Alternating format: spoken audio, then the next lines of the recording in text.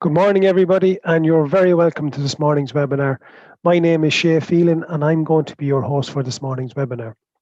This is the second in a series of 3 webinars that we're hosting as part of the Enable Conservation Tillage project. And it's a project looking at grass weed control in conservation tillage systems. So today we have 3 different reports for you. And after each report, we will have a question and answer session with our panelists. And at that stage, we'd ask you to get involved. So using your Q&A tab at the bottom of your screen, send us in some questions, and we'll try and get to as many of those questions and answer those questions as we're going through the Q&A session. Just a reminder to everybody that this is being recorded. This webinar is being recorded. So if you have to go away at any stage or you miss a part of the webinar, this webinar will be available on our Teagasc Crops YouTube channel later on today. And there are other videos up there that you might find interesting as well. So feel free to log on to the Teagasc Crops YouTube channel. So as I said, today we have 3 reports for you. We have a report from Conor O'Callaghan, who's a tillage advisor in North County Dublin. And Conor's looking at the issue of blackgrass on a couple of different farms up there and how it's impacted on those farms and the control measures that they've put in place to try and deal with that problem. And it's a fairly serious problem. Secondly, then we have Garrett Culligan, who is a Base Ireland member, and Garrett farms in Stebannon in County Louth. And Garrett is looking at the systems that Garrett has put in place and the changes in practice that Garrett has put in place on his farm over the last number of years as he's moved from a plough-based system to a no-till or direct drill system. But firstly, we're going to North Kildare. We're going to visit Michael Grace, who farms alongside his dad, Shay, in Clane in County Kildare. And they've encountered sterile brome problems on their farm over the last number of years. So Ivan Whitten, the Teagasc advisor in Kildare, discusses with Michael the changes in practices and control measures that they've put in place over the last 10 years or so to control sterile brome. We're here this morning to talk about your farm, and you're at home here with your father, Shay. How long are you home at the moment now to begin with? 10 years. Right. And we go back over a decade now at this stage. Your father was in a plough-based system, and you weren't long home and you were starting to sow some seeds yourself. So what changes did you make initially? We just, Shay being a long-term tillage farmer, land was being farmed in tillage for, I suppose, 35 plus years at that stage. Land was getting worn, and we said we'd look at trying to do something a bit different. And one of the ways we started investigating was non-plough based systems. So we started going to open days and machinery shows, and eventually, to cut a long story short, we bought a Clayton strip drill, and we're using it since. And when did you so you introduced the Clayton then as a method of moving away from of a plough-based system? We did, and there was a number of reasons for it. We wanted to try and improve soil health in general, and maybe find an easier way of getting through workloads and stuff. A faster way of establishing it in the back end of the year, probably. Possibly, yeah. We weren't sure how it would go, but we had seen it, what looked like it was successful systems already working, so we said we'd give it a go. And we started back in 2012, and we are still at to this day. Right. And we've ups and downs along the way, but it's generally going fairly okay for us. Okay. So. And while you'd be predominantly, say, winter wheat and winter barley, when did you start introducing break crops? The very first year, which we had never sown IASIS rape prior to getting the new drill, but we started that autumn. Right. We sowed IASIS rape, and we've had it more or less ever since. And then later we introduced beans. All right. So you have 2 rotations going. You have a bean rotation, you have a rape rotation.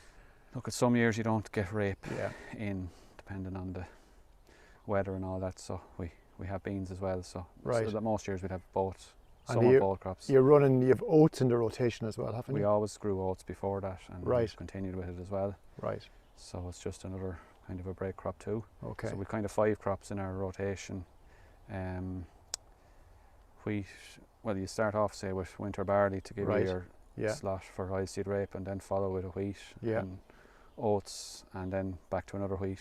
Okay. Or if something goes askew with, maybe if you have an issue, you might grow beans or a spring barley crop, depending on, you know, it doesn't always go to plan. And so go back 10 years, Michael, what was the soil fertility on the farms like back then? Mostly 2s, right. A few 1s. Right. Now it's probably a lot of 3s and a few 4s. Yeah. I'm not putting it all down to the drill, but and I'd like say the rotation has definitely helped. Yeah, and like we have a straw chopping scheme there this year. Yeah. But you, from my memory, like as your advisor, you've been chopping straw here for a number of years to try and avoid soil compaction. But has that helped your the structure in the soil and the potash levels as well? It has, yeah. We chop nearly all headlands, right, regardless of what the crop is, and we started chopping most of our wheat and straw. Right. As soon as we got the Clayton system, we never let a big baler in. Right. For the mushroom. And how soon after the chopping would you come back in then and incorporate that straw into the soil? Are you trying to be behind the combine, or depending on the year? You'd like to, but with the workload and stuff, it could be a couple of weeks. But you would try and incorporate it a couple of weeks before you'd be planning to drill. So we discussed there your rotations, like, and you're looking at oats in a rotation as a break crop, you're looking at beans in a rotation as a break crop, and you're looking at oilseed rape in a so they're spreading your workload, but they're also helping you out with your managing your grass weeds in the field as well, Michael. So what are your grass issues here?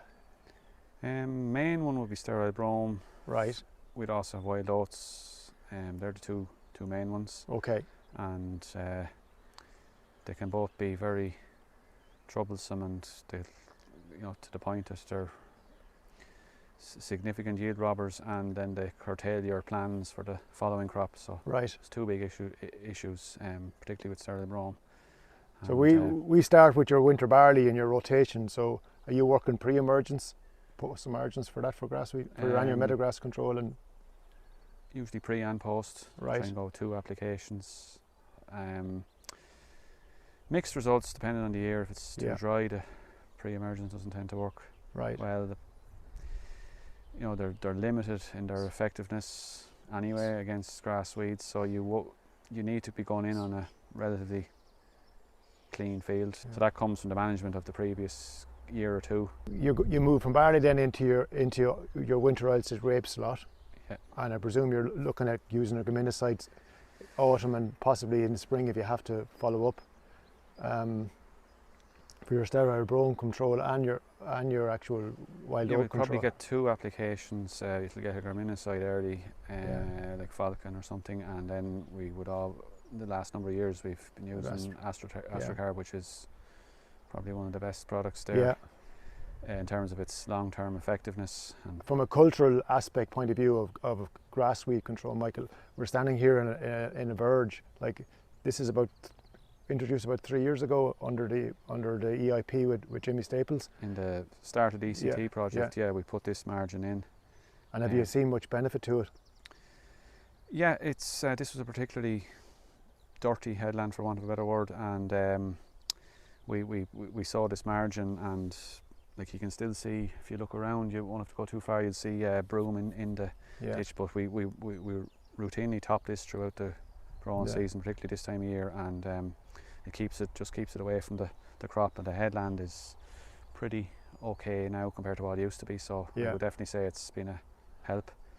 No, it's been one of the big successes of this now, and I'd probably be looking to I'm not going to discontinue it. I know it takes up it's a 3 metre strip around the headland. It can add up to a lot of ground, but I definitely going to keep it, and might add more in other places. It's definitely one way of helping your grass weed problems. Okay. So Michael, you joined the ECT project. The main issue, as you've already said, was probably sterile brome.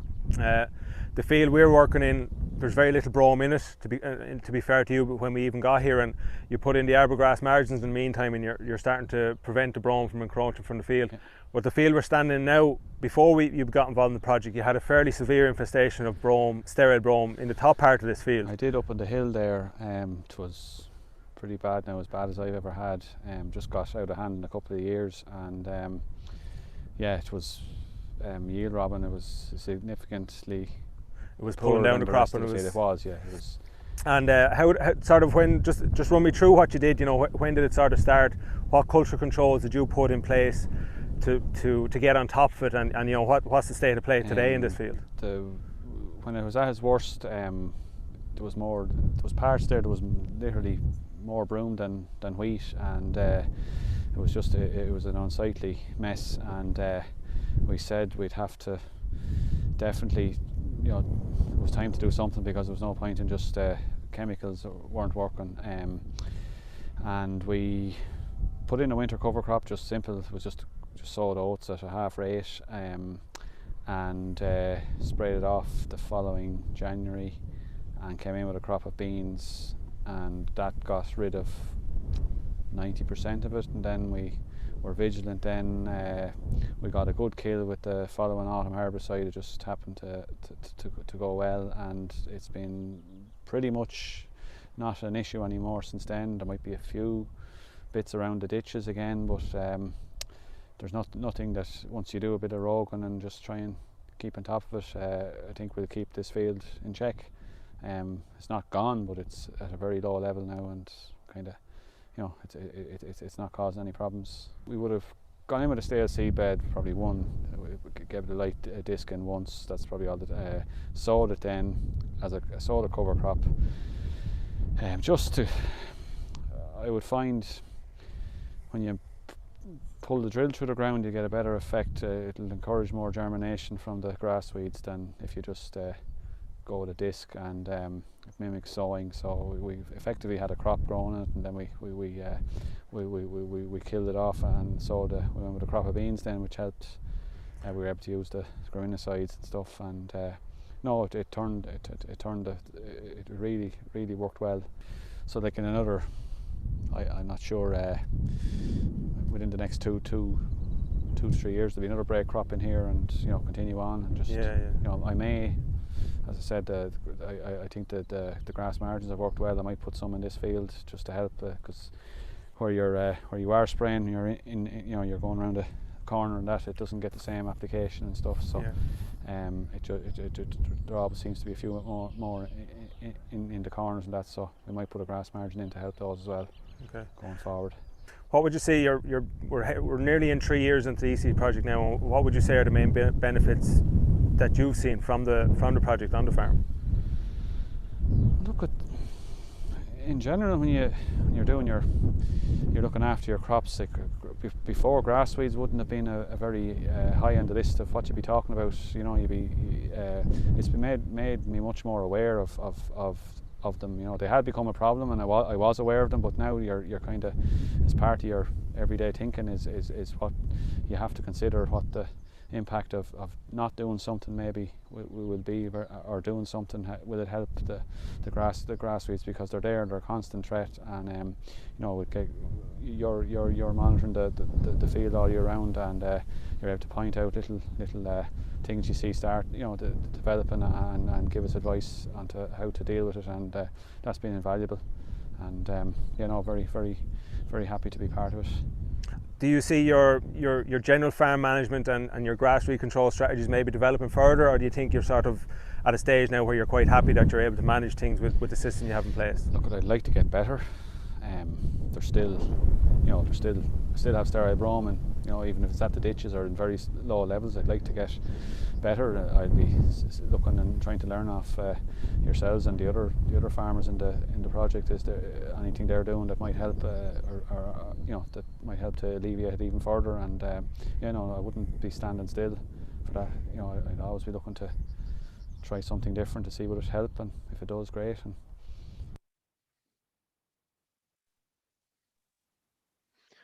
Okay, so thanks to Michael and to Ivan and to Jimmy there. So we're joined by the three lads on the panel here now. So Michael, if I go straight to you, just a question here in terms of the farm and your farm up there in the kind of conversion period from plough based to the Claydon system. What's been probably the biggest problem or biggest single issue that you've encountered over the time? Well, it's not easy to establish crops in wet weather, but that aside, because we went from maybe 70% of one crop, which was wheat, to spreading out the workload throughout the year with a rotation, it kind of has balanced out. I wouldn't. Yes, there was ups and downs, but I don't look at it that way anymore. It's just a completely different way of operating now, and compared to what we used to do. And in terms of that, I mean, flexibility is probably the key thing that you have to. So have you fixed? You talked to Ivan there about your rotation, but it does have to be flexible given the system you're in. Would that be fair to say? It does, yeah. No, you can't set it in stone. You have to be able to change plans at short notice, maybe, or maybe leave a field until the springtime if weather's not right, because there is a downside. It's not as forgiving as maybe a plough-based system if you get wet conditions after sowing. It's fairly tolerant now, don't get me wrong, but it can leave you with patchy fields. So we've kind of learned over the years what you can and can't get away with, and so you just have to be a little bit flexible. Yeah, so it's more of a system approach rather than just fixating on anything, be it the drill, be it the rotation. So you have to be a bit more flexible, I suppose, than people would be in a plough-based system, I suppose. Yeah. Also, if a crop ends up with a heavy infestation of brome or something, you kind of have to plan your next crop around it. It does happen parts of fields maybe that it's still happening. You think you're getting on top of it in the field, and just whatever, Mother Nature just surprises you then, and you have if you don't get around to rogue on everything, you might have to change your plans that way too. So. Yeah, and can I just ask you, Jimmy, the kind of something similar around that? I mean, you're advising all the farms on the ECT project, and is it something that you're seeing that some are people are too fixated on the establishment system rather than the practices that are involved with each of the different establishment systems?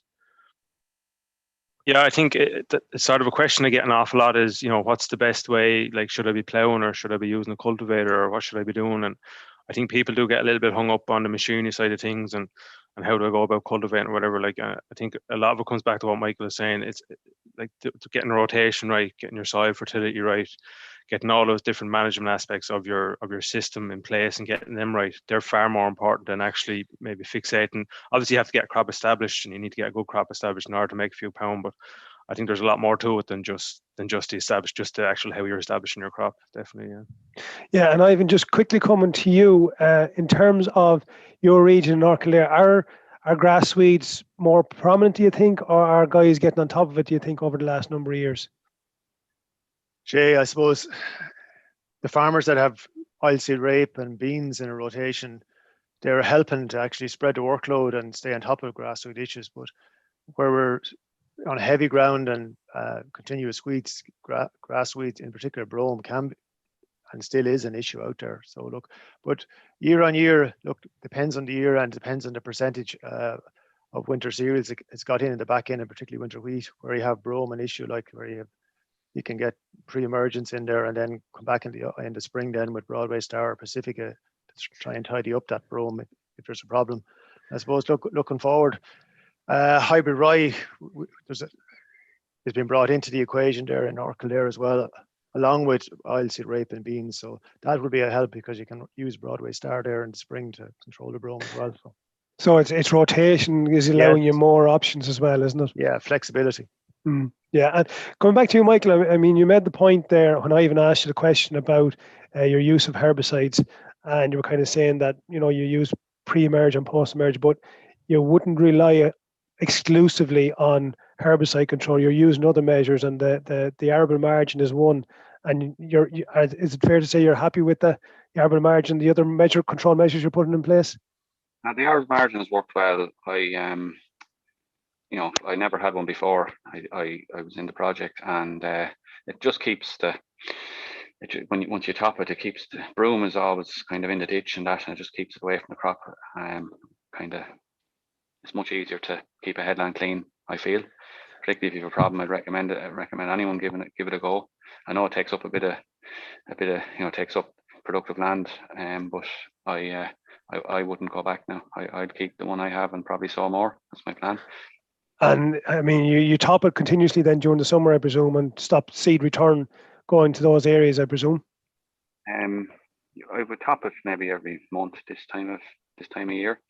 When the growth is at its heaviest. But yeah, you try to stop the grass seeding out. Jimmy, just coming back to you then as well, from the point of view of the different control measures, should guys be out there trying to identify grass weeds now, or when is the best time to try and identify the grass weeds and put control strategies in place? Yeah, I think now is a great time because the heads will be out on all these grasses, and generally they're going to be above the crop regardless of whether you have a winter barley or winter wheat or what it is. And it's a great time because when they're headed out, it's probably the easiest time to control them. You still have control options with some of them, like Rogan and things like that are there, where you have small numbers. Rogan is some of the best time and the best money you can spend because it'll prevent seed return, which is key to preventing these from being problems going on forward. So I suppose just something I've noticed this year, and I've been in crops, particularly winter barley, where the final spray has gone on and the gate is closed, and maybe lads have been in the crops in the weeks, and I've come across cases where you're finding canary grass shooting up above it and things like that. And this time is really important time to get back into crops. Don't just close the gate once the work is finished. Walking your crops at this time of the year, coming up to harvest time, can be some of the best time you'll spend in your crops. And are guys finding difficulty identifying the different weeds? And if they are, what can they do? Yeah, sure. Look, some of them are. Took me a long time. There's so many of them out there as well. It took me a while to get my head around it too. And there's a lot of different. It's not just brome and wild oats. Like there's canary grass, blackgrass, ras-tailed fescue. I could go on and on. There's some great information online now. We've produced a series of videos which will help people to identify them as well. And there's some great resources in the UK as well. Some of the websites have really good material on grass weed identification, so they're worth looking at. Okay, listen, we're going to leave it and then we're going to move on to the next section if that's okay. But just a reminder to everybody that don't forget to send us in some questions via the Q&A tab here, and we'll try and answer them as they come in. So listen, thanks to Jimmy, Michael and Ivan for the moment. They'll be back at the panel at the very end of this webinar. So at this stage, we're going to hand over to John Brophy, who's talking to Garrett Culligan in Stabannon in County Louth. Today we're on the farm of Garrett Culligan up in Stabannon in County Louth, and Garrett is part of the ECT programme. So today I'm going to ask Garrett a few questions there. So maybe I might start off on you, Garrett. So Garrett, can you give us a brief overview of your farm and enterprise? Yeah, look, we're a tillage farmer based in Mid-Louth. Farm with about 600 acres now this year. It's mainly rented land. 130 acres is owned and the rest is leased and rented. It's based around Louth and Mead, so a lot of different soil types. So started off 2001 was when we stopped ploughing. We switched to a min-till base. So we grow wheat, barley, oats, winter rape, spring rape, and beans. There would have been spuds over the years on the farm, and we would have grown camelina and linseed. So Garrett, you might just maybe briefly describe your establishment system here on the farm. Yeah. Look, in 2001 we stopped ploughing on the farm here, and we started min-tilling, and we went for all the wrong reasons into min-till. It was just a machinery driven decision, and we weren't looking at rotation or cover crops. It was just to get the work done quicker. And look, we hit a lot of problems. We had a lot of grass weed problems at the start. Look, we hadn't enough experience or knowledge of different weeds with a different system. So in 2001 we bought a CO4 drill, and we actually still have it still, and that does all the no-till now. At the start with the min-till we were having a lot of trouble with grass weeds. Brome was becoming a big issue, but look at the experience. We hadn't enough experience of how to handle brome. First of all, we didn't know what brome was at the start in 2002. So I think over the years, we got a better rotation going. We started better record keeping was one of the biggest things, and started putting in a proper rotation, like a 5-year business plan. It really changed things in the farm. Like, I still have brome on the farm, and I always will, and we're going to just learn to live with it and manage it. But as we changed over the years through the different systems, we've different weeds. We've a lot more willow herb coming through. It's not an invasive weed yet, it's not causing that much trouble on the farm, but it's there and you're mindful of it. The brome, I think, is, again, if we grow 2 cereals in a row, we're going to run into pressure. Most of my crops, I was growing for the last couple of years winter barley after a break crop, and I didn't need a pre-emerge spray once it was going after a break crop, so we were going in just with the wild oat spray, and that was keeping good control. But last year the rotation had to change due to the weather, so we have winter barley after winter wheat, no pre-emerge spray, and look, there's a lot more meadow grass coming through. Now that'll be going into winter rape next year, so the kerb will, hopefully the kerb will hold that for next year. So your rotation, when you like to have it set in stone, will change, and you have to be flexible in the whole thing to change the rotation. As part of your management technique and system, you have cover crops. Maybe you might tell us more about that. Look, cover crops, they're a big part of conservation ag. Conservation ag is no-till cover crops and rotation, really. Yeah. But cover crops, the idea of a cover crop, and the best way to describe it is, it's like a solar panel. If you think of a plant in the ground and it's absorbing sunlight and transferring energy into the ground, if you've no plant there on top of the ground, the sunlight's hitting the ground and burning, it's affecting biological life on top of the ground. For years we were putting on all kinds of dung. We were using chicken dung, mushroom compost, hen dung and slurry on and off. But then we switched over to, when we started using cover crops, we went away from all the organics. The chicken dung and the hen dung were really giving us too much nitrogen, and they were giving us an awful flush of brome at the wrong time of the year. So we switched away from the high nitrogen sort of organic manures and switched to cover crops. We started off again, this field was oats, just a single mix, and then we went to mustard then another year later and added mustard and oats, and then we started, there was a lot of lads around the country in Base Ireland and other groups that were mixing cover crops, and I think we have it up to 10-way mixes now, and again, it's just down to diversity. We grow companion crops as well as cover crops, and the idea of a companion crop is you're growing beans and oats at the same time, so you have diversity. With the oats, they'll smother out any other weeds in the beans. We don't have to use a pre-emerged weed spray on the beans, so that's a big help too. We grow a lot of summer cover crops. You'll get 2 months of a cover. You might only get that much of cover or growth, but it's really what's under the soil you're looking at, really. Yeah. What's happened. It doesn't bulk up into much. Like when you sow a summer crop for the winter, you're going to have stuff that height. It's probably, I think it's 2 ton of green manure going back into the soil maybe at most, but it's the roots, it's the work that the roots are doing under the ground is really what we're looking for. You're doing trials here as well. You do your own small weed trials. Maybe you might tell us a little bit more about that. Yeah, look at every year we try to do something different on the tramline leaf. This week now has only got follicule there on the 20s. That's the only fungicide it has. But before that, 5 or 6 years ago, we would have been using the full spray program. But we started leaving a can out here or there, just cutting a rate or adding more nutrition. But no, look, at the last couple of years now, we're doing a bit of trial work on varieties. And in this field here, we're standing in a 6-way mix. It's Theodore, Graham, Bennington, Diego, Costello and Duncan. I hope that's right anyway. And what I've seen, the more varieties we have in the mix, I won't say we've no disease, but it's not spreading. We still have disease. You will find yellow rust here in the field, but it's not spreading as much. So Gareth, we're heading into our 3rd harvest now in your involvement in the DCT project. What would you say are the main benefits and impacts the DCT project has brought to your farm? Look, I think a bigger understanding on the weeds that's on the farm.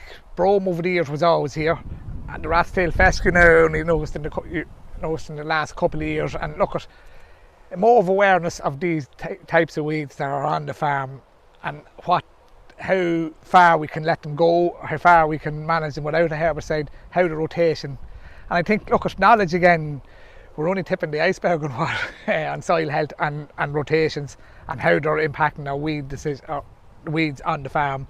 So I suppose like we sort of came along, the ECT project sort of kicked off in 2018 now, and you had a crop of winter barley in the field at the time. So we went in and we did our initial weed counts coming up to that, and you could see that there was sterile brome, there was ras-tailed fescue, and there's some wild oats sort of scattered through the field. It was at very low levels, but it was fairly well dispersed through the field.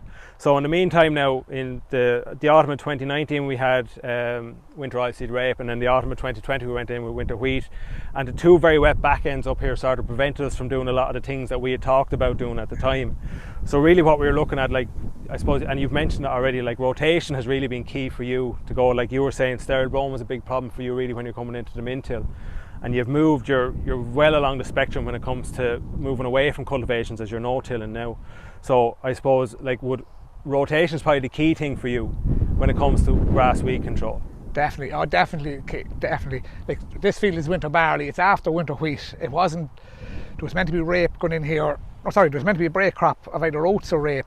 But last year, look, it was a tricky season. We couldn't get enough cereals on the heavy land, and we ended up putting winter barley in here. There's far more brome in here than, in the last couple of years. Next year there'll be winter rape going in after this winter barley. So, look, that's going to tidy up an awful lot of these weeds here next year. And look, that's just keeping top of the rotation. And I think, I know, we have a better rotation. We've definitely less weeds, And look, we did it once before, double break crop. We had oats and then beans, and then barley after that. Like, and you wouldn't need any herbicide on the winter barley then, But winter barley after winter wheat or cereal isn't. You have to really mind it. You can't take as much chances. Like I don't think I'd go without a pre-emerge on winter barley after cereal now. Maybe run us through a bit of the cultural control options that you use from a grass weed control point of view. So rather than going with herbicides between crops, maybe using cover crops for a suppression point of view. So maybe just run us through that a bit. Look, the summer cover crops is one of the biggest things I've seen on suppressing weeds over here. And before winter beans, I'd say we were using summer cover crops, and that's really how we were getting away without a pre-emerge in that. I don't think I have done. We tried it before without a summer cover crop, and we definitely had more cleavers coming through in the winter beans during the year. But once you have the ground covered, and even if you have a crop that's dying off, let's say a summer cover crop that's been desiccated, it will stop. It will smother out weeds. Again, the oats, the allopathy effect of oats is a hell of a tool to have. We can't really talk about no-till without mentioning Roundup. Oh yeah. So and it is really a very, very important tool that you're using, and it's helping you to maybe reduce the use of other herbicides in the system as well. Could you just elaborate on that a little bit? We've often tried bits of the fields. We left an odd trammel in here without using Roundup pre-drilling, and look at, even forget about the weeds, look at the nitrogen level. It locks up a lot of nitrogen. You have a lot of weeds, you'll have more meadow grasses, and it will lock up nitrogen then, and it's very hard to get the crop established quickly. You're using Roundup once in a season, pre-drilling, to control your weeds. Like, whereas you take it, if you don't have Roundup, you're looking at a myriad of different herbicides to take out the different types of weeds. One go of Roundup at the right time and in good conditions will knock out an awful lot of other harmful, probably, herbicides. So. The weed spectrum on the farm has probably changed a little bit since you sort of converted that min-till, or converted away from min-till into no-till. Ras-tailed fescue was one particular grass weed that we're after noticing now in the last couple of years. Can you just comment on that? Yeah, that field out there that the project in, I think it probably was when we had the oilseed rape in it. There was some in the winter barley before, but there was more in the oilseed rape after. And it's not, at the moment it's there, but it's not invasive, but it is something we have to keep an eye on. And look, at next year out there, there is going a spring cover crop, so we'll have spring barley out there in that field next year, and that will probably change the dynamics of the weed spectrum in that field. It's a while since there has been a winter cover crop in that field, so that could, I don't know if it won't take out the ras-tailed fescue completely, but it might reduce the numbers anyway. Yeah, well, I think that's a good point, because what you have there is you have sterile brome and ras-tailed fescue, which are autumn germinating weeds, and by switching to a winter cover crop and a spring crop, and you should see a decline in the amount of those autumn germinating weeds in the spring crop, and reducing seed return as well. So, like, from a cultural control point of view, that's probably the best course of action there. So Garrett, since your involvement in the project and even I suppose in your discussions with your colleagues in base, how do you see your on-farm management and maybe your grass weed control strategies changing as we go into the future? Yeah, look, and again, I think all the strategies and controls, they're going to change as the rotation develops in the farm. I think, look, if we get a hard year, like a hard winter, where we have to go back to plan B in the rotation, there's not a lot you can do with your rotation, you know. So if you get a couple of good years under your belt with a bit of spring cropping, beans, rape in the mix, like say, you know, as your rotation increases, I think you'll have definitely less dependence on herbicides on the farm. And again, look, it's all back down to soil health at the end of the day for me on the farm, like, and what way we leave the soil, what way we leave the condition of the soil, like, in a couple of years, like in the last 10 years, the soil health has improved a lot on the farm, and that's, look, we stopped using herbicides, we stopped putting on massive doses of P's and K's, and it's all adding up, all little things adding up in one part of the system. And look, in 10 years time, look, we could be looking at being paid for carbon, hopefully, and then you're into a different ball game on soil carbon credits. Like that's my goal, one of my goals in this farm, to have this farm that's able to sequester enough carbon that'll generate an income.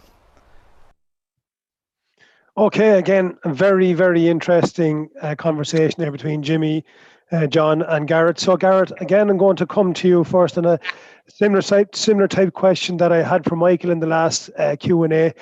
If you were starting back again, would you change anything, or what was the main difficulties you encountered when you were changing over from your previous system to the current one? Look, patience was one of the first things. I had to learn patience. You just had to wait for the right conditions to get the drill out, and that was at the start. But then the system, the whole management of it was a whole different learning curve. You couldn't just go out and when you had a proper rotation, things were very easy. That were easier to walk.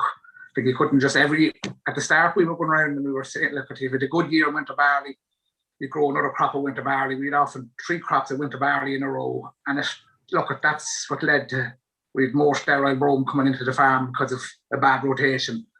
So you had to look at the whole system with a 5 year, 6 year rotation, and it was down to management that really changed a lot of things and helped with a lot of the problems on the farm.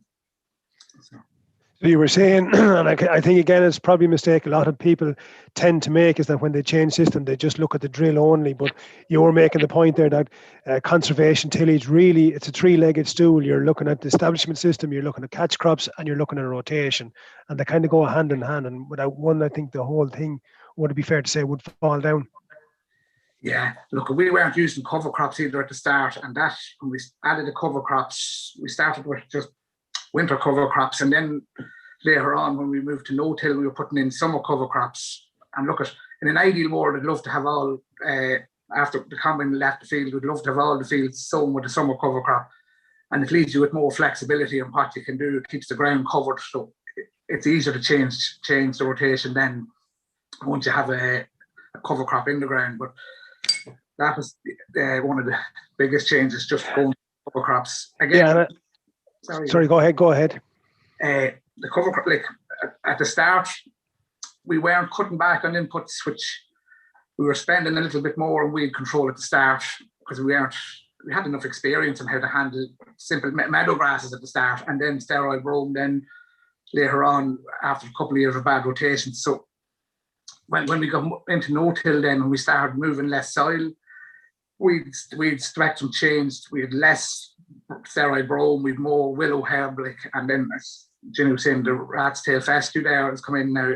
It's not too bad yet, but you just have to be aware of it. But I think in the next couple of years we are going to see a change in the weed spectrum on the farm, and just to be aware of it and not to cut back on input straight away, just do it gradually. That's what we're doing over the years. Yeah, and I suppose your use of cover crops is something that's fundamental to the whole system up there, and it's kind of at odds to what some people have done who are in Glas, who are planting the cover crop just before the closing date of the 15th of September. You see them, and the guys in Base Ireland, I suppose it's fair to say, see them as a key tool, and you're trying to get them established as early as possible after harvest. Yeah, look, at the earlier you can get them in. Like, winter barley's great. You're cutting your barley on the 20th of July, get the straw off. You'll have a cover crop in before August. And like that's a perfect place for a summer cover crop. You'll get 2 months of cover in the ground. Like it is hard to justify a cover crop, a summer cover crop. Like you can spend up to €30 an acre on seed. We've gone down to €8 an acre with the summer cover crops. Just low rates of mustard. The earlier you go, the lower the seed rate you can get away with. Look at as you cut. We've often went with 3 kilos of mustard in a mix. Like it's very little, but it does cover the ground. Mm. Two quick questions on that, Garrett, as well. In terms of sowing those cover crops, number one, do you bale or chop the straw? Which does that allow you in earlier? And secondly, what system do you use to sow the cover crops? I'll answer the second question. Sorry, the CO4 drill is what we have on the farm for doing min-till and no-till, and it sows the cover crops as well in the no-till. I think if we sow the cover crops in the no-till, it's easier. Look at less diesel and your soil structure. You're not ripping up the ground. Your soil structure is there. You're not getting a massive flush of weeds, and the cover crop is able to hold them out. So you don't. Sometimes when we were ripping the ground too much, it actually happened to me one year. We had to go in with a graminicide and a cover crop because there was that much sterile brome in it. So it's just to get, when you have a nice, the less you move the clay, the less weeds you will have. And do you chop the straw? Yes, look, we would have chopped a lot of straw over the years. Again, rotation. There was some of the wet years we would have chopped most of the straw on the farm. We do have a good market for straw, but I was saying, like, if straw is worth, if I'm not getting €60 an acre into the hand, definitely chop it. And now this year that'll change with the straw chopping scheme. It's tricky, like if we're showing oilseed rape, chop straw isn't ideal. You know, you're going to take the straw off the ground. It's a good rotation to have around the farm. You know, it has, like, most of the land here at home hasn't seen any P's or K's in 8 years now, and it's down to chopping straw and cover crops. So they're supplying the nutrients to you. Yeah, supplying the nutrients, yeah. Listen, look, you're not going to get it in the first year. It's not a one. It's a long term. Yeah, and I think you made the point off camera. It's a long term strategy. It's not a quick gain. So it could take a couple of years before you see the real benefits of it. Yeah, listen, thanks for that, Garrett. Jimmy, just moving over to you. I mean, again, you were talking about rat's tail fescue there, which is a grass that probably not a lot of people will be familiar with. You might just kind of give guys a few pointers how to control it and how to identify it, maybe. Yeah, it's fairly uncommon here, really. It's an autumn germinate, and and it's quite a shallow rooter as well. I think that's probably one of the reasons why we don't see more of it, because a lot of lads are either ploughing or they're going deep cultivation with a grubber type machine. So it's a very narrow, tall grass weed. The seed head on it, for all, it just looks like a little bit like a rat's tail, where it gets its name from. From a control point of view, it's generally an autumn germinator, so spring cropping is a good option. It's actually naturally tolerant to a lot of the ACCA's herbicides, so the likes of your Axel Pro, your Falcon, and your Stratus Ultra. You're probably going to get very limited control with them, which is another thing to be mindful of.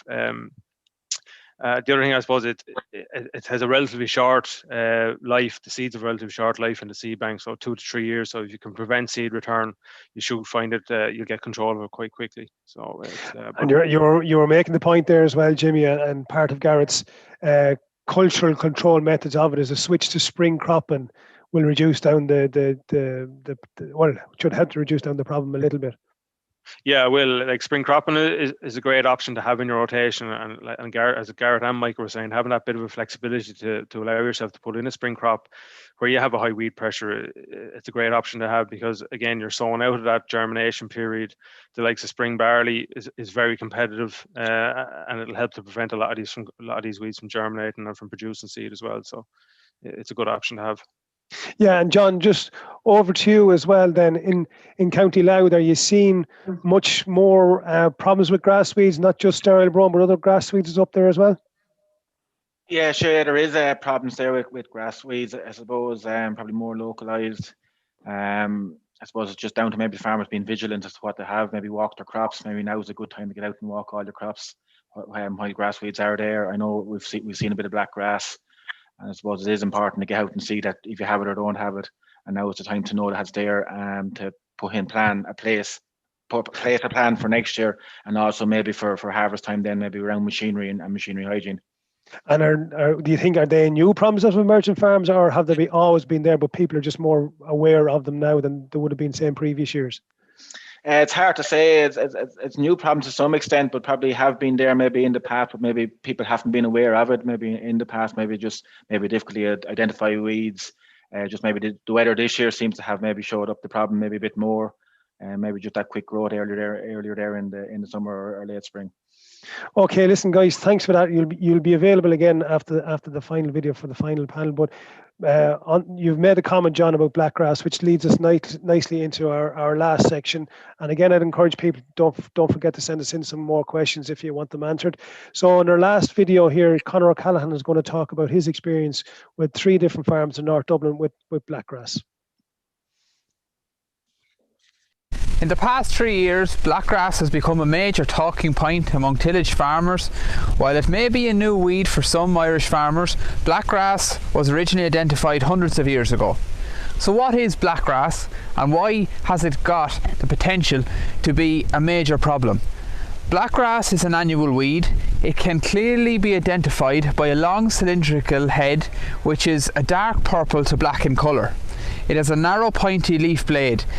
The fact that blackgrass can produce thousands of seeds per plant can result in densely infested areas of the field, which will in turn reduce crop yield dramatically. This, coupled with the ever-worrying threat of herbicide resistance, means that we have to take a zero-tolerance approach to blackgrass in our tillage fields. This can be achieved by the following IPM practices, which I'm going to discuss in the following case studies. The first farm I'm going to tell you about identified blackgrass in a field of winter oats in April 2020. Walking along the headland on a second pass in from the hedge, a densely populated area of 25 to 30 blackgrass plants per metre squared in a 100 metre long stretch was found, along with a few smaller areas throughout a total of 5 acres within a 120 acre field. The most worrying issue in this case was that we couldn't trace where it had come from. All obvious culprits such as seed, machinery and organic manures were ruled out. The next step was to send a seed sample to Oak Park for herbicide testing. While it was being processed, the problem had to be dealt with. That week, the infected 5 acres was burnt off with glyphosate and left with a stale seedbed. The farmer repeated stale seedbeds in this area throughout the autumn, while the remainder of the field was sown in winter cereals. The reasoning behind this is that 80% of blackgrass germinates in the autumn, so stale seedbeds give us a great opportunity to eradicate any seeds from the previous year that has germinated. Results from Oak Park came back in February this year and showed no signs of herbicide resistance in this particular sample of blackgrass. Consequently, the 5 acre area has been returned to cereals this spring, and levels of blackgrass have dramatically reduced, averaging 3 to 4 plants per metre squared, which can be managed simply with hand roguing. Going forward, the plan is to put winter oilseed rape into the whole field this autumn. By doing this, we will be changing the class of chemistry used to control blackgrass. The second farm I'm going to tell you about identified blackgrass 3 years ago in a field of winter wheat during May time. In an 80 acre field, one side showed low numbers of blackgrass plants while the other was heavily infested. In this instance, samples were taken and sent for herbicide resistance testing, and the crop was carried through to harvest. The lightly infested side of the field yielded 4 tonnes to the acre, while the other yielded just 1.5 tonnes to the acre, thus exemplifying the impact blackgrass can have on productivity. The levels of infestation were so high that it was decided to chop and incorporate the straw, opposed to removing it and risking the outbreak spreading to other farms. The field remained fallow with stale seedbeds for all the following cropping year. This incurred a cost of €1,900 per hectare on the farmer between loss of yield, stale seedbeds and machinery expenses. Once test results returned, it showed no signs of resistance again in this population, and thus autumn of 2020 a crop of winter oilseed rape was planted by means of min-till in the field as not to bury and mix the seed into the soil profile. So far, the chemistry, along with IPM measures, have managed to dramatically reduce the visible presence of blackgrass in the field. The outlook is now positive compared to what the farmer faced 3 years ago, due to time, money and effort invested by the farmer. The final farm I'm going to tell you about first identified an unusual grass in the field 10 years ago. Unknowingly, the farmer managed to control the infestation through crop rotation and alternation of chemicals. It wasn't until a trip to the UK some time later that he identified the grassweed to be blackgrass. With this knowledge and through his own research, he found out that this weed could be potentially result in a large problem for his tillage enterprise. He continued to rotate crops, continued to alternate chemistry and increased his machinery hygiene, particularly when moving from the infected field. He has since managed to keep the blackgrass contained in the one field down to levels that can be managed by hand roguing. He has since increased his vigilance, particularly during the months of May and June, when blackgrass becomes very noticeable, and walks his field twice a week. His efforts have shown that through enhanced management of infected fields, blackgrass can continue to be reduced to manageable levels. While these 3 farms all experience differing levels of infestation in different circumstances, some common key points can be taken from this. Number 1, early identification is vital to minimise the issue and prevent further infestation. Number 2, take a zero tolerance approach by implementing IPM measures as soon as possible, even if this means desiccating a crop. Number 3, test for herbicide resistance, as while in these cases studies no resistance was found, 2 known cases have shown resistance to certain herbicides. Number 4, talk to your Teagasc advisor or agronomist to develop a plan of action and try and eradicate the problem of blackgrass on your farm. Okay, again, very interesting case studies there from Conor. So, Conor, I'm going to go straight over to you. I mean, this plague of blackgrass that we're starting to see around the country, you've seen 3 different scenarios there. So, early identification, I presume, is an early action is critical, I suppose, in getting good control from this problem. You're on mute, Conor. We can't hear you.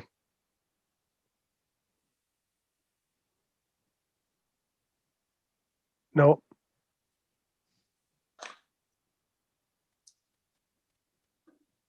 No.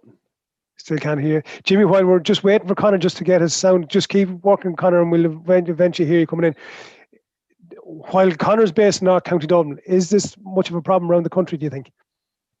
Yeah, definitely. We tried to do a survey last winter just to try and get a handle on how much blackgrass is in the country and whereabouts in the country it is. And Conor is probably in the worst affected area. The northeast, or North Dublin, Louth and Meath would definitely have the highest level of case or populations that we're aware of. There's a problem there around sort of East Cork, down that way, up or down around Clonmel and Tipperary. Kildare has its fair share of it as well. We've come across another few cases here in Wexford too this year, and I think this year just seems to be a grassweed year. Like every day I'm getting another phone call now about a population of blackgrass that's showing up in the field that it wasn't there last year, or wasn't there the year before, whatever it was. So it's very hard to get a handle on the exact numbers, because unfortunately there's probably a combination of things. Some people just aren't aware of it. Some people don't know how to identify it. Some people know it's there and they don't want to admit it. And some lads are just continue on regardless, even though you can see it. You might even see it from the road, if you know what I mean. So there's, I think we're only seeing the tip of the iceberg when it comes to the number of confirmed cases. I think there's an awful lot more of it around the country. And would you be thinking that it's? Would you think that it's a new problem, or has it been there for a while, do you think? I'd say it's going on a while. You take our farmer from Waterford there who's involved in the project. He's had it since 2012, and I suppose he's a good example. Maybe you see something and you're not familiar with it and you don't think a whole lot of it, and it takes a few years to realise what it is, and it gets to the case where in his case, probably winter cropping wasn't viable. So I'd say there's a number of cases going around since 2012, but some of the cases I've been in the last few weeks, even, like some of them are long term. They're there 3, 4, 5 years, and then there's other lads who are actually they're only after spotting it this year for the first time, and you can tell by the numbers in the field that this is a relatively new case. So it's actually still being spread around the place as well. So. And just while I'm waiting for Conor to come back in, not sure whether your sound is working just yet. Conor, no, not yet. Just from the point of view of Blackgrass, Jimmy, I mean, Conor is at pains to point out there that it's not just herbicides alone that are going to control this problem. It's a full farm plan that's going to manage this problem, and maybe not even eradicate it. What's the best approach guys should take if they see a field now where it's not practical to rogue it at the moment? What's the best plan of action? I think a zero tolerance approach really should be taken. Like you see where Conor had the field there in North Dublin, where he got 4 tonne where it was unaffected and 1.5 tonne where it was affected. Like those crops, the priority there should be preventing seed return. So you should do whatever is necessary to prevent seed return. So if it's not roguable, it should be whole cropped if possible. If there's a market there, or in worst case scenario, it probably should be desiccated like the first farm that Conor was on, in order to prevent that seed return, because Blackgrass can return, one single plant could be returning 1,000 seeds. You have 10 plants per metre squared across a hectare land, you're looking at a million seeds returned. You know, its ability to produce seed and to become a problem very quickly is massive. So number one is early identification. Preventing seed return will be the first thing, and then going after that, then, like in some cases where we saw, we'd probably be saying put it into grass and manage it that way for a few years in order to get the levels down. Some lads don't want to do that for a number of different reasons, which is fair enough. So moving to spring cropping has been shown. If you look at some of the research in the UK, spring cropping has been shown to reduce levels of blackgrass by up to between 80 and 90% just by moving to spring cropping in one season. But I suppose the key thing is you need to have about 97% control of blackgrass year on year in order to prevent the populations from increasing. And that's not going to be done by one single or even two measures. You're looking at a combination of 2 and 3 culture controls, and then depending on what the resistance profile of the blackgrass is, having a planned herbicide strategy to help you top up that control and get the maximum control. And Conor mentioned a fairly astounding figure there, Jimmy, of €1,900 a hectare, which has cost one of his farmers to date, and that's not a finalised figure. Is that pretty typical of what they're seeing in the UK or around other parts of Ireland?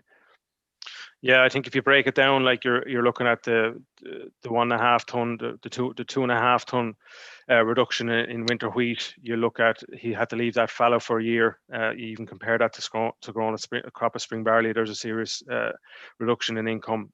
Stale seed beds, while relatively cheap, he's done 4 of them in 1 year. They were costing probably 30 odd euro an acre just to establish a stale seed bed. He's putting in winter oilseed rape. Like, he's going to have to manage this year on year until he gets to a case where he thinks he's probably going to have to manage this for the rest of his life. Really, it's very hard to get fully on top of it unless you're absolutely preventing 100% seed return. There's no way getting on top of it. And I think even Conor made the point, I'm not sure whether you can still hear us, Conor, or you can come in, but he made the point on one farm where it was at roguable levels, he's still roguing that field 8 or 10 years after he first identified the problem. Yeah, and that's the management thing. Like, you just have to stay on it. One misstep or one missed opportunity to get control will set you back a year or 2 years from a control point of view. So it's very, very, very important to keep on top of that management, to be able to rogue out those plants, because maybe a lot of those farmers didn't have herbicide resistance on those farms, but that doesn't mean to say that those populations won't develop resistance. Like, if we've learned anything from the UK, there's over 90% of samples over there have ALS resistance now at this stage, and that's developing, that's increasing every year, if you know what I mean. So just because you have a susceptible population to a lot of the chemistry, you need to sort of protect the chemistry that you have there and be very, very mindful of what you're doing. Your rotation is key, alternating herbicides. There's a huge amount to think about and to remember when it comes to controlling this stuff. And it's not simple, and it's not a 1 year fix. And I presume key to all of this is farm hygiene, in terms of what machinery comes in and goes out, and seed and on all that, and catch crops. I mean, we've even seen here in Oak Park this year where we've brought in a seed mixture that has contained blackgrass. So it's taking a farm hygiene approach, a whole farm hygiene approach is crucial to the whole thing. Yeah, absolutely. So like it's more than just it's everything. I suppose anything that's coming on your farm, you need to treat it as if it could be potentially introduce not just blackgrass, but any type of grass weed or other weeds into your farm. So whether it be important, if you're importing seed, if you're even home saving seed, be very careful where you're home saving seed from. You want to be sure you have a clean field. I think machinery is probably two of the biggest things. You've combines and balers, and I think in particular big square balers. And I'd say we've an awful lot of farmers who are on here listening to this, and they could probably say big square baler was responsible for bringing a certain grass weed onto their farm. And I'm getting it every week. I'm hearing of a new case where a baler or a piece of machinery is the culprit for bringing a grass weed onto a farm. Which is probably slightly unfair to the contractor because they don't know going through a field whether it's there or not in the first place. So they're being blamed probably unfairly in many cases for spreading the problem because they're not aware of it. Yeah, that's a lot of it too. Like the big square baler's only coming in after the crop is cut. He don't know what was in that field before he arrived in it. I suppose the onus was probably on the farmer really to make people aware of what the problem is if there was a problem grass weed in the farm. You need to be. It's easy for me to say it now and the sun's shining out there, but cleaning down these machines before they leave a field is really, really important when it comes to preventing the spread of these weeds. Okay, just a couple of questions just to move it around, Jimmy. Thanks for that. Just Michael, on your farm, question here from Jeremy: are you finding that the margins are creating problems with the crows, that they're able to break down barley and get into winter barley easy? Not any more than they would anyway. They're well able to make their way in, regardless of whether there's a margin there or not. So no, it doesn't cause any issues that way. And to Garrett, in your experience where you have oilseed rape in your rotation, what's the best cover crops to use? I presume mustards you have to be very careful where you put mustards in those rotations. Yeah, mustards and radish, look, they're all brassicas like oilseed rape. So look, I wouldn't exclude them, but I've often put in half a kilo hectare of a radish in a mix. But once you have a good diverse cover crop, you're not going to really cause any trouble long term for oilseed rape down the line with club root. It happened years ago. We sowed a headland with spring rape just as a cover crop. We were sowing spring. It was a field of spring barley that failed. The headland failed, and 2 years later we sowed winter oilseed rape, and it was just that headland where the spring rape was riddled with club root. But that was just a single species on its own. So I think once you have a bit of diversity, you're going to, you're stepping away from the soil-borne disease problems. Thanks for that, Garrett. Jimmy, as you can imagine, blackgrass is kind of dominating the questions that are coming at the moment. So a couple of questions here are kind of along similar themes. Where blackgrass or crops infested with blackgrass are whole cropped, can the seed follow through in farmyard manure or slurry? Or can imported slurries be a source of infection? I should look. It's very hard to say for certain whether blackgrass seeds are going to survive through the whole cropping process, the fermentation in the pit, and then through the rumen as well. It's not uncommon for the likes of dock seeds and stuff to survive through that. I haven't seen any research to say yay or nay either way. So I couldn't comment for 100% either way. But look, if you're getting straw into your farm, and it's coming from a farm where there's blackgrass, it's going to survive in the bedding. And potentially it's going to go out in the farmyard manure. So it's I suppose really being aware of where you're taking in these products from. Is there the potential for blackgrass to be in them? And if there is, you have to be aware that you're taking a risk importing them. But I suppose like a lot of maybe tillage farmers, if you're selling dung, if you're selling straw and you're wanting to take in dung, try and take dung back from the farm where you sold the straw to, so you're guaranteed it's clean, for instance. From a whole crop point of view, if you're whole cropping winter wheat, there is a chance that some of the seeds may be viable and may survive. Whereas with winter barley, you're cutting it that little bit early, you probably will have viable seeds in that whole crop. But again, whether they're going to last through the fermentation process in the pit and then through the rumen of the animal that's digesting it, I couldn't give you a solid answer on that. Okay, and two last questions are kind of a similar question. How likely is it that blackgrass survive from imported seed, be it red label seed or bird seed mixtures or those type of things? I should look. If we're importing red label seed, it's in the legislation. There's a tolerance for grass weeds in those in those seed lots. So there's a tolerance. It doesn't matter whether it's blackgrass or brome, whatever it is, but there's a tolerance written into the requirements or whatever. So it's possible. Like, unless you can actually go out and find the weed in the row after sown, you can't tell for sure 100% either way whether it came in or not. Like, you really need to find it that year it came in to be able to say for sure whether it came in the seed or it came in another way. So the potential is there. Again, it comes back to being aware of where your seeds is coming from. Like the ISTA and the seed trade here are very good. There's a zero tolerance for all these weeds. I think that's a very, very important thing to remember. Like, if you're getting native Irish seed, there should be no possibility of any of these weeds coming in, really. But it's when you're importing maybe red label seed from the UK or whatever, it's just very important to be aware of that there is potentially the potential for blackgrass or other weed seeds to be in those seed lots. Okay, and Conor, I think you've switched seats there with Ivan, yeah. Yeah, and after technology has let me down, but Ivan has come through. You've zoomed into Ivan's office, I see. Just a quick question for you. Just how difficult was it for farmers to implement the strategies that you designed for them on the farms? Did it take a lot of convincing, or did they just go ahead and do it?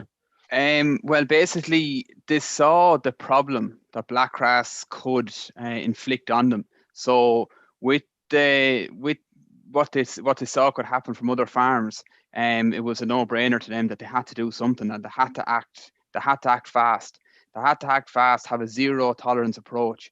And the big thing is identify the weed. If at all you're suspicious or you think you may have blackgrass, just pick up the phone and either ring your advisor or ring Jimmy or ring myself to come out and identify it, get the seed tested, and then put the plan in place. Because there's no point bolting the door and the horse gone, because I've had farmers that had to put fields back into grass. It was the only answer. So it's the quick, get out there, get it identified quick, put the plan in place, get the seed tested, and go from there. And one final question. I know we're gone slightly over time now, but how important was it to get the blackgrass tested to know which herbicides worked on it? Because people tend to rely on herbicides, but it's a whole strategy approach rather than just a herbicide. But resistance testing is key. It's key, and VJ and David and Jimmy below in Oak Park are doing great work with the seed testing. We get them the good viable. It's a key, very important to make sure that we get the good viable seeds for the test. And that's where we come in, as to collect the samples, or the farmer can collect the sample and send them down there to get the profile of the population that you have in the field. And then you put your plan in place going forward then from the following spring after the seed has been tested. And then we put your 5 to 6 year or even further plan in place of alternating the chemistries, come up with the different strategies of what we can use to hopefully, between IPM strategy and chemical control, to reduce the levels of blackgrass and stop it spreading and stop it becoming a major problem. Okay, thanks for that, Conor. Jimmy, last word to you then. In terms of the ECT project, where do we go from here in terms of grass weed control? I think what we're seeing on some of the farms, we're seeing it's very positive. We're definitely seeing, look, regardless of what your establishment system is, grass weed control is achievable in a practical way, and a lot of it is to do, as Garrett and Michael both say, it's improving knowledge, it's increasing awareness, it's the management, it's been on it the whole time. You know, there's no real room for let up on it, but it is very achievable. And I would say anybody who has a question and it mightn't have been answered today, or if there was something that they want to discuss, just pick up the phone. My contact details are all on the website. If there's something they want to discuss, it doesn't matter what it's about, just give me a ring or send me an email, and I'll do my best to have a chat with you about that. Okay, listen, Jimmy, thanks for that, and thanks to all the panelists today, especially to Michael and to Garrett for participating in the project and being very upfront and honest about their farms and showing us around their farms. Two absolutely fascinating farms and fascinating systems that they're implementing. So look, with that, I'm going to wrap up. Thanks to everybody who's engaged today. Thanks for all the questions coming through. Thanks for your participation. As I said earlier on, this is the second in a series of 3 webinars. The next one is in a fortnight's time, on the 6th of July at the same time. So we'd invite you to register and to participate that day as well. So look from now, from me until then, bye for now, and we'll see you on the next webinar. Please God, thank you.